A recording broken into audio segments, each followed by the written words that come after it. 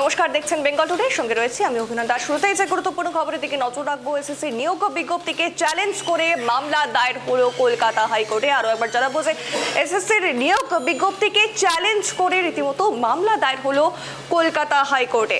জানাবো মামলা দায়ের হয়েছে এসএসসির নিয়োগ বিজ্ঞপ্তিতে উল্লিখিত বিধির বিরোধিতা করে এবং মঙ্গলবার বিচারপতি পার্থসারথী চট্টোপাধ্যায় মামলা দায়ের করার অনুমতি দিয়েছে। আগামী 5ই জুন শুনানির সম্ভাবনা। সুপ্রিম কোর্টের নির্দেশে 2016 সালের চাকরিহারাদের নিয়োগের পরীক্ষার নতুন বিধি প্রকাশ করেছে এসএসসি। নতুন পরীক্ষা বিধিতে একাধিক বদল আনা হয়েছে, তারই বিরোধিতা করে কলকাতা হাইকোর্টের দ্বারস্থ হন বঞ্চিত চাকরি প্রার্থীদের একাংশ। জানাবো মামলাকারী লুবানা পারভিনের দাবি, নিয়োগ প্রক্রিয়ার বিধি 2016 সালের মতোই করতে হবে। 2016 সালের নিয়োগ বিধি অনুযায়ী 55 নম্বরের লিখিত পরীক্ষা হতো, সেখানে নতুন বিধিতে 60 নম্বরের লিখিত পরীক্ষা নেওয়া হবে বলে জানানো হয়েছে। এছাড়া চাকরি প্রার্থীদের যোগ্যতা মূল্যায়নের ক্ষেত্রে আরও নানা মাপকাঠি সংযোজন করা হয়েছে।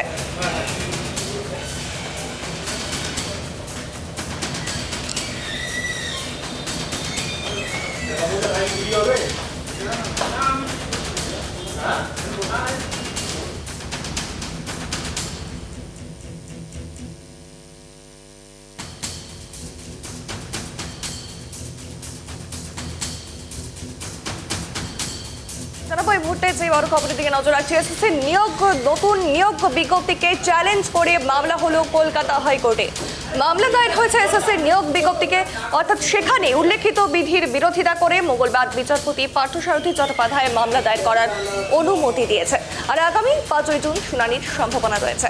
সুপ্রিম কোর্টের নির্দেশে 2016 সালের চাকরিহারাদের নিয়োগের পরীক্ষার নতুন বিধি প্রকাশ করেছে এসএসসি।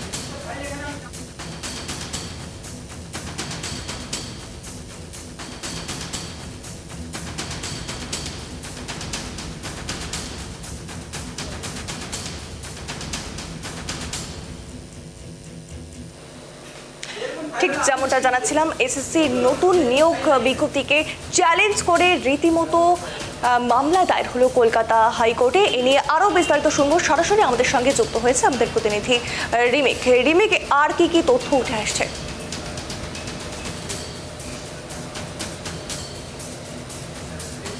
দেখো, গত শুক্রবারই কিন্তু এসএসসির পক্ষ থেকে যে সুপ্রিম কোর্টের নির্দেশে যে নতুন এসএসসিতে নিয়োগের যে নিয়োগ প্রক্রিয়া তার বিজ্ঞপ্তি জারি করা হয়েছে এবং সেই বিজ্ঞপ্তি ঘিরেই কিন্তু একাধিক প্রশ্ন তুলেছেন এবং সেই যে সেই রুলের বা বিধির বিরোধিতা করেই কিন্তু আজকে কলকাতা হাইকোর্টে দ্বারস্থ হন বঞ্চিত চাকরি প্রার্থীদের একাংশ। বিচারপতি পার্থসারথী চট্টোপাধ্যায় মামলা দায়েরের অনুমতি দিয়েছেন এবং আগামী 5ই জুন মামলার শুনানির সম্ভাবনা রয়েছে। দেখো, যে নতুন যে রুল, সেই রুলকে বিরোধিতা বলতে যে মামলাকারীদের যেটা দাবি যে 2016 সালের যে নিয়োগের ক্ষেত্রে যে বিধি ছিল, অর্থাৎ যে রুল ছিল, সেই রুল বা সেই বিধিতেই এই পরীক্ষা দিতে হবে।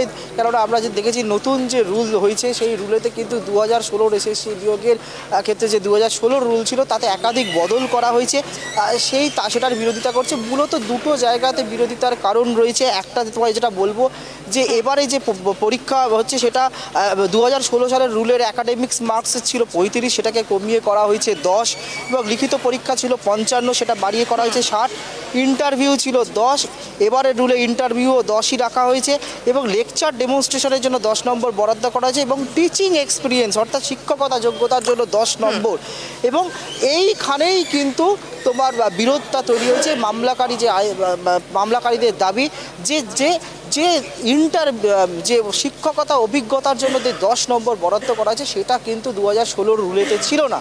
ফলে যারা বঞ্চিত চাকরি প্রার্থী 2016 প্যানেলের, অর্থাৎ যারা ধরো ওয়েটিং লিস্টে ছিল বা যারা চাকরিতে ক্ষেত্রে সুযোগ পায়নি দুর্নীতির কারণে, তাহলে তারা তো পরীক্ষায় বসবেন। সুপ্রিম কোর্টের নির্দেশ কী ছিল?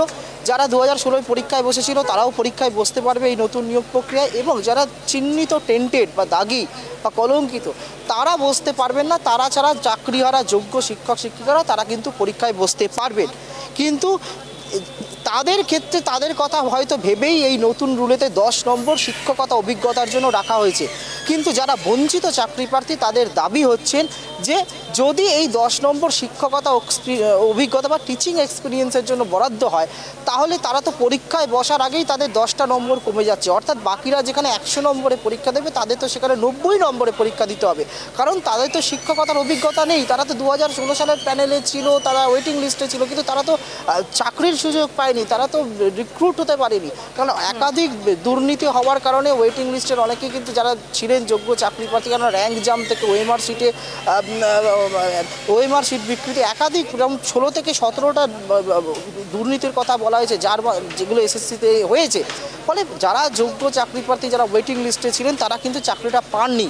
ফলে তাদের যেটা বক্তব্য, যে তাদের তো শিক্ষকতার যোগ্যতা নেই, অর্থাৎ টিচিং এক্সপিরিয়েন্স নেই। এই যে নতুন যে রুল প্রকাশ করা হয়েছে, তাতে যে 10 নম্বর দেওয়া হয়েছে টিচিং এক্সপিরিয়েন্সে, ফলে সেইটা নিয়েই তাদের বিরোধ, এবং বয়সের সময়সীমা নিয়েও বিরোধ রয়েছে, যেটা তাদের দাবি। তারা যেটা বলছে যে আগে ইন্টারভিউয়ের লিস্ট তৈরি হতো 90 নম্বরের ভিত্তিতে, বর্তমানে ইন্টারভিউয়ের লিস্ট তৈরি হবে 70 নম্বরের ভিত্তিতে।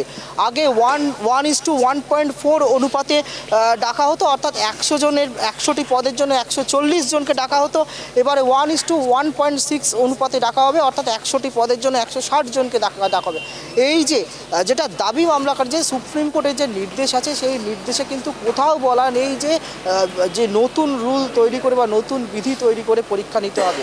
2016 সালের যে রুল ছিল বা বিধি ছিল, সেই হিসেবেই কিন্তু পরীক্ষা নেওয়ার কথা। বিরোধটা এইখানেই। তাই মামলাকারীরা দাবি করছেন এই জায়গাতেই সুপ্রিম কোর্টের নির্দেশ অমান্য করা হয়েছে, সুপ্রিম কোর্টের নির্দেশ মানা হয়নি। যে তোমায় যেটা বললাম প্রথমেই, যে 10 নম্বর যে টিচিং এক্সপিরিয়েন্স, সেটা বয়সের যে রিল্যাক্সেশন, সেটা নিয়েও তাদের বিরোধিতা রয়েছে। যে এর আগে যতগুলো পরীক্ষায় বসবে, ততগুলো পরীক্ষার ক্ষেত্রে এজ রিল্যাক্সেশন পাবে, কিন্তু এই নতুন রুলে বলা হয়েছে একবারই পরীক্ষায় বসতে পারবে, এবং ক্ষেত্রে এজ রিল্যাক্সেশনের কথা বলা নেই। যদিও যারা বঞ্চিত, যারা যোগ্য চাকরি ছিলেন, চাকরি হারিয়েছিলেন, তাদের ক্ষেত্রে বয়সের সময়সীমার ছাড় দিয়েছে রাজ্য।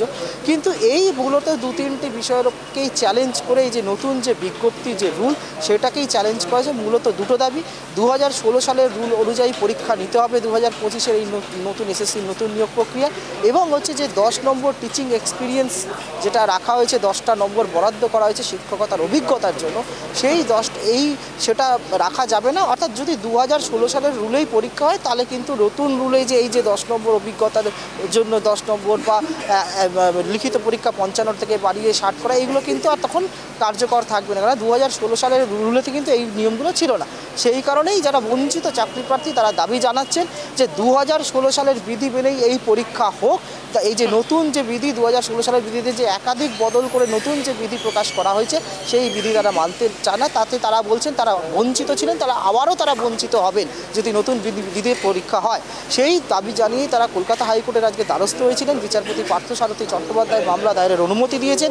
আগামী 5ই জুন এই মামলার শুনানির সম্ভাবনা রয়েছে। কেননা তোমাকে বলবো অভিনন্দা, কেননা এই সামনে মাসে 16ই জুন থেকেই কিন্তু অনলাইনে নিয়োগ প্রক্রিয়া শুরু হয়ে যাবে। যদি একবার নিয়োগ প্রক্রিয়া শুরু হয়ে যায়, তখন আদালতের কোনো রায়ে জটিলতা তৈরি হতে পারে। তাই মনে করা হচ্ছে যে তার আগেই কলকাতা হাইকোর্ট এই বিষয়ে কোনো নির্দেশ দেবে। কেননা মনে রাখতে হবে যে কলকাতা হাইকোর্টের ডিভিশন বেঞ্চে কিন্তু 2016 সালের গোটা প্যানেল বাতিলের কিন্তু নির্দেশটা দিয়েছিল। পরে সেটা চ্যালেঞ্জ করে রাজ্য সুপ্রিম কোর্টে যায়, এবং সুপ্রিম কোর্টও কিছু অদল বদল করে ডিভিশন বেঞ্চের রায়টাই বহাল রেখেছিল। তাই কলকাতা হাইকোর্টে যখন এই 2016 সালের নিয়োগের বিজ্ঞপ্তিকে বা বিধিকে চ্যালেঞ্জ করে যে মামলা হলো, সেক্ষেত্রে কলকাতা হাইকোর্ট কী নির্দেশ দেয়, সেদিকে কিন্তু সকলেই তাকিয়ে রয়েছে। অভিনন্দন। একদমই, অসংখ্য ধন্যবাদ রিমিক সঙ্গে থাকার জন্য। ঠিক যেমনটা আমরা শুনলাম, যে খবরের দিকে নজর রাখছিলাম, যে ঠিক এসএসসির নতুন নিয়োগ বিজ্ঞপ্তিকে চ্যালেঞ্জ করেই কিন্তু মামলা হলো কলকাতা হাইকোর্টে, এবং ঠিক সামনেই কিন্তু শুনানি রয়েছে, অর্থাৎ 5ই জুন শুনানির তারিখ, এবং সেদিকেই কিন্তু নজর থাকবে সবাই।